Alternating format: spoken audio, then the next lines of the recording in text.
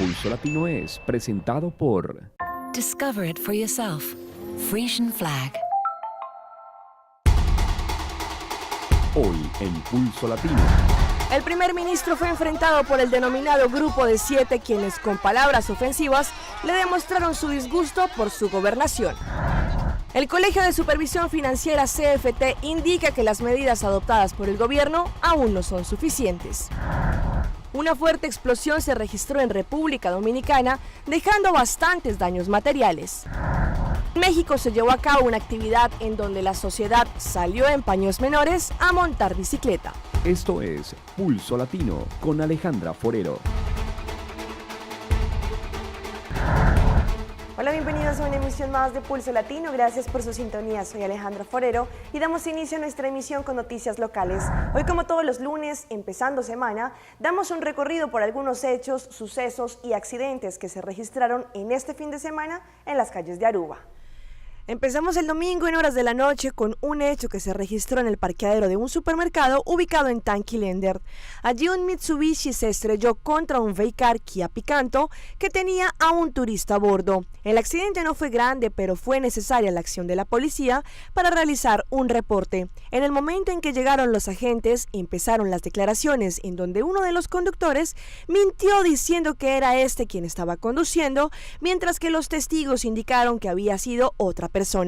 Ambas personas fueron detenidas y la grúa se llevó estos dos vehículos. El domingo en horas de la madrugada por poco sucede una tragedia en cercanías al Linear Park. Allí se llevó a cabo una fiesta y después de esto los visitantes se aglomeraron en el parqueadero.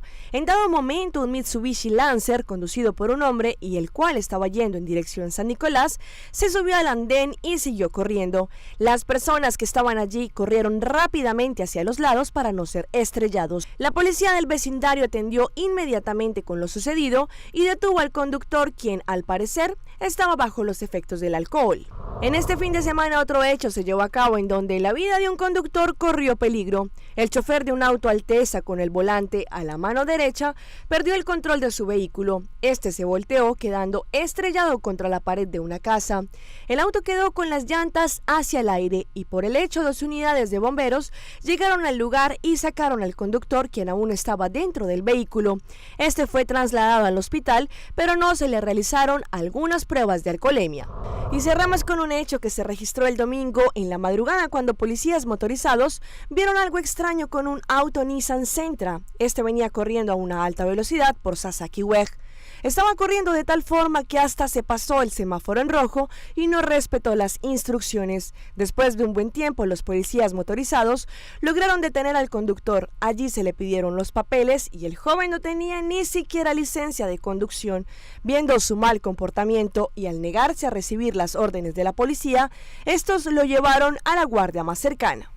Y no podíamos dejar pasar en nuestra emisión de hoy el incidente que ocurrió ayer en horas de la mañana, en el cual el primer ministro de Aruba se topó con un grupo de opositores denominados el Grupo número 7, quienes con pancartas, arengas y en algunos momentos palabras subidas de tono y ofensivas le demostraron su descontento frente a su manejo actual. El incidente ha generado una marea de comentarios tanto de quienes están de acuerdo de cómo actuaron estos protestantes y también de rechazo por quienes condenan la forma como el ministro presidente fue agredido verbalmente. El primer ministro de Aruba, Mike Eyman, estaba gozando de una mañana tranquila, haciendo su rutina de ejercicios, cuando fue obstaculizado por un grupo de opositores. Estos se hacen llamar el Grupo número 7. Pedimos retiro. Con pancartas, con voces de protesta y con muchas preguntas, detuvieron al mandatario para reprocharle el manejo que está llevando el gobierno actual. Uno de ellos, el de gorra, hasta trató de empujar al primer ministro, quien en ningún momento se negó de hablar con estos opositores.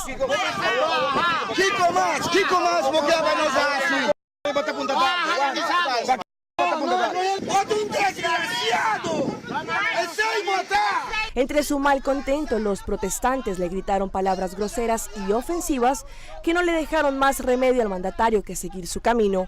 Este incidente, por supuesto, ha generado toda una ola de comentarios partidistas y no partidistas. Por un lado, hay quienes alegan que la comunidad está cansada con el manejo y las medidas que el gobierno está tomando.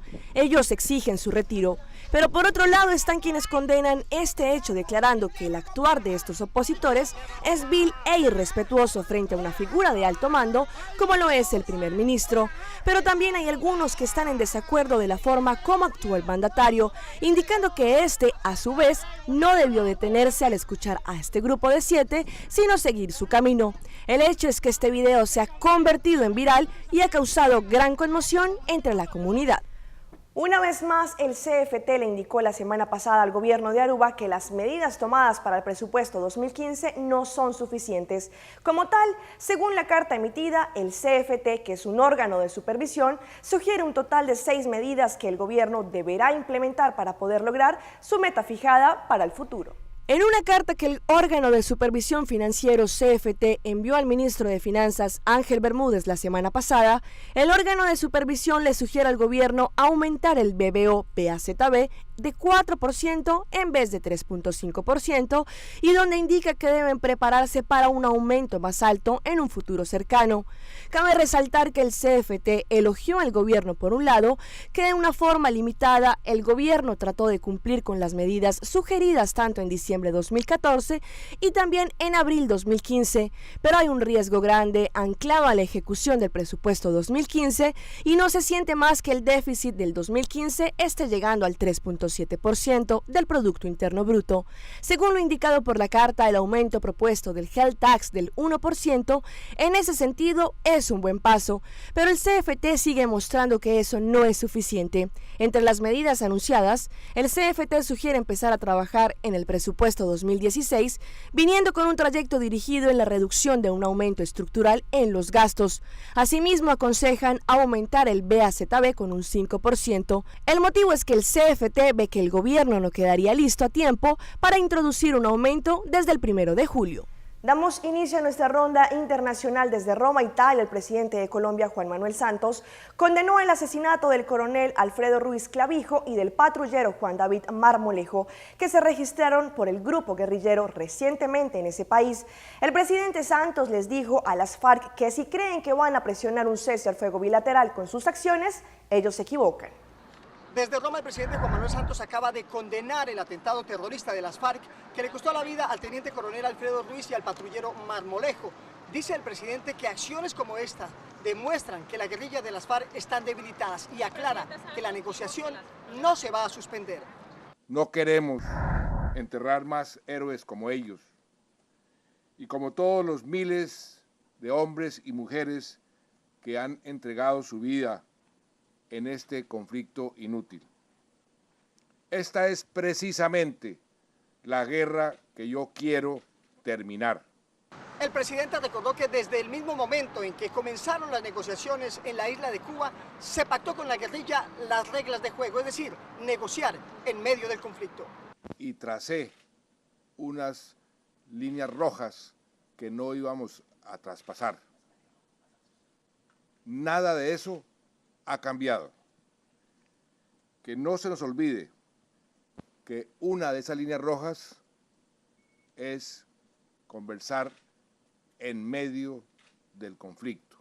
El presidente no solo cuestionó a las FARC, la criticó, pero también les envió un mensaje.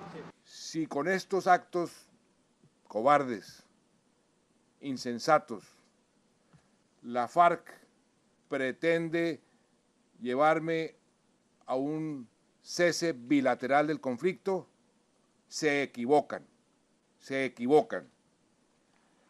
La orden para las fuerzas militares, se los he reiterado esta mañana, es arreciar, es mantener la ofensiva militar. Aseguró el presidente que va a perseverar en su tarea de alcanzar la paz para Colombia, así le cueste el último centavo de su capital político. Desde Roma, en Italia, Luis Eduardo Maldonado, Noticias Caracol.